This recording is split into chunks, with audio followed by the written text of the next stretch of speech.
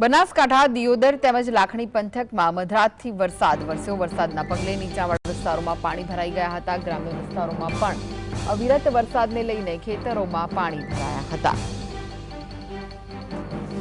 તો મધ્યરાત્રિથી અવિરત વરસાદ વરસી રહ્યો છે, જેના કારણે અનેક જગ્યાએ પાણી ભરાયા છે।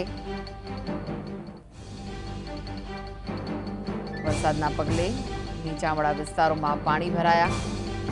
બનાસકાંઠાના દિયોદર અને લાખણી પંથકમાં વરસાદ વરસ્યો છે। બનાસકાંઠા પર મેઘરાજા મહેરબાન થયા છે, ત્યારે વરસાદ વરસ્યો છે। વરસાદના કારણે અનેક જગ્યાએ પાણી ભરાયા હતા।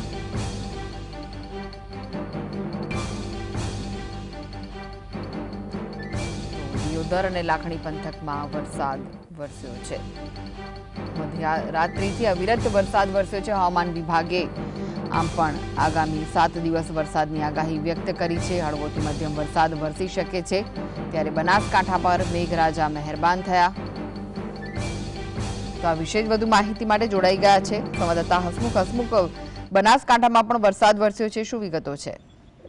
કૃષ્ણા, વાત કરવામાં આવે બનાસકાંઠા જિલ્લાની તો બનાસકાંઠા જિલ્લામાં પણ મધરાત્રી અવિરત વરસાદ વરસી રહ્યો છે, અને જેને લઈને નીચાણવાળા વિસ્તારોમાં પાણી ભરાઈ ગયા છે। જોકે જિલ્લાની લાખણી તેમજ દિયોદર પંથકની વાત કરવામાં આવે તો અહીં પણ મધરાતથી જ અવિરત વરસાદ વરસી રહ્યો છે। લાખણીમાં ભારે વરસાદને લઈ અને હાઈવે રોડ, મેઇન બજાર, ગેળા રોડ સહિતના વિસ્તારોમાં પાણી ભરાઈ ગયા હતા।